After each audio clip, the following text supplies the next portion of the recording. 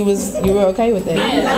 Thank you. Sadly, the conversation about call But if I don't know you, like I honest said, if I don't know you, I'm not gonna sit here like I went up to Paige, like Paige went up to me, I was like, she was like, hey B, I was like, what's up? But if I don't know you, like, oh hey B, like, what? Exactly. Yeah. She was a vulture. Where you going with that? You showing coming to me with that? What's the difference? It's the difference because it's a matter of respect that you do with your friends. Meaning, like, I can't really explain it, but I'm like, oh, what's up? Like, yes, B, like, you know. Nah, I think there ain't no difference.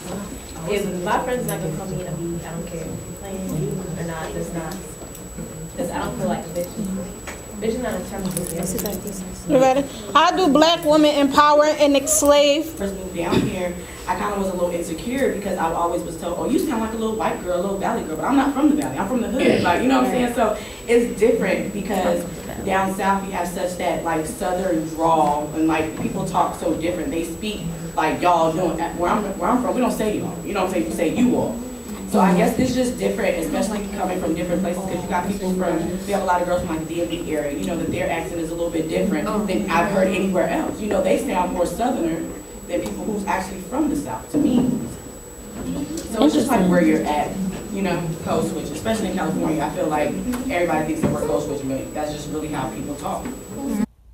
I sat down with Jordan Montgomery, who was over the whole program that night, and she explained to me why the event was happening, what answers she wanted to get from it, and how it helped her in her daily life about using the word bitch. So Jordan, tell me, why was the program calling you a biatch came about? Okay, so initially it was a program that we had for our honors class, HC 103. It's Language, Hierarchy, and Human Relationships.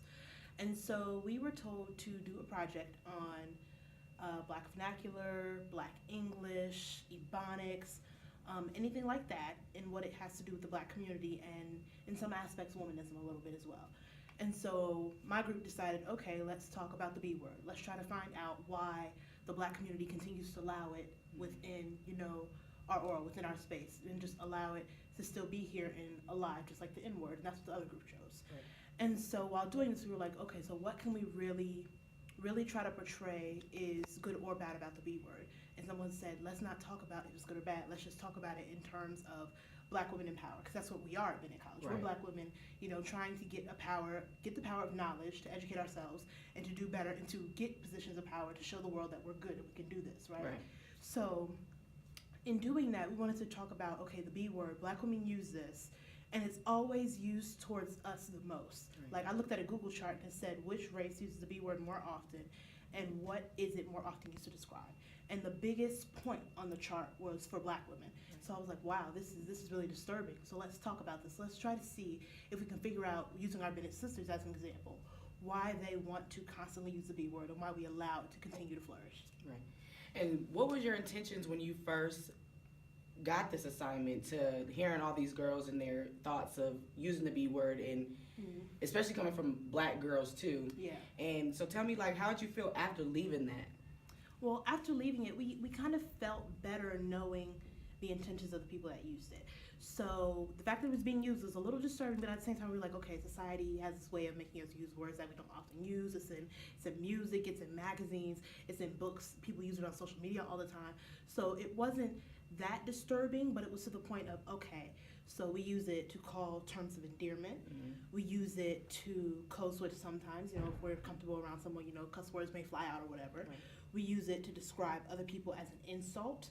And more often than not, it's used to describe men and emasculate them. So that was another thing that we realized too. So bitter, objectified to this word. So Jordan, after the program, what did you get from it, from hearing all these different Black women talk about using the B word and really just having their outlook on things? So tell me about how you felt after leaving that program. Okay, well, initially, during the program, we had research on, you know, people using the B word, Black women using the B word, a lot of articles and journals that talked about it in general. So I was like, okay, these are just normal facts, I get it. But actually seeing it and hearing it on my campus was a different thing. It made it more real, I think, for a lot of us. Because initially we were like, okay, these are just numbers, crunching them, of course it seems big, whatever. But when you use a small pool of students that we have here, and you're trying to think about, okay, if a majority of them use the B word as a term of endearment, and they use it and they think it's fine, and just colloquialism, everything is just great. And then you try to multiply that with how many black women on this earth actually think the same thing. What are we saying about ourselves? What are we thinking about ourselves? How is our self-esteem affected by all of this? And that was one thing that I think we all, got to the point where, wow, we're actually using this and we think this word's okay. And, sometimes we may even believe, okay, it is okay. But when we think of the actual definition of the B word, it's a female dog, it's derogatory, it's hurtful, it's harmful, to your internal self-esteem. And then when you put it out in the atmosphere, it just gets in everything, like Dr. Maya Angelou said. Right. So in that extent of the B word, it was really profound to hear it. But at the same time, it gave me a different perception of how to view my sisters, not in a negative light. Right. Just the fact that we all have something to learn and room for improvement. Right. And I just want to thank you for coming out and doing this with me. Thank you again.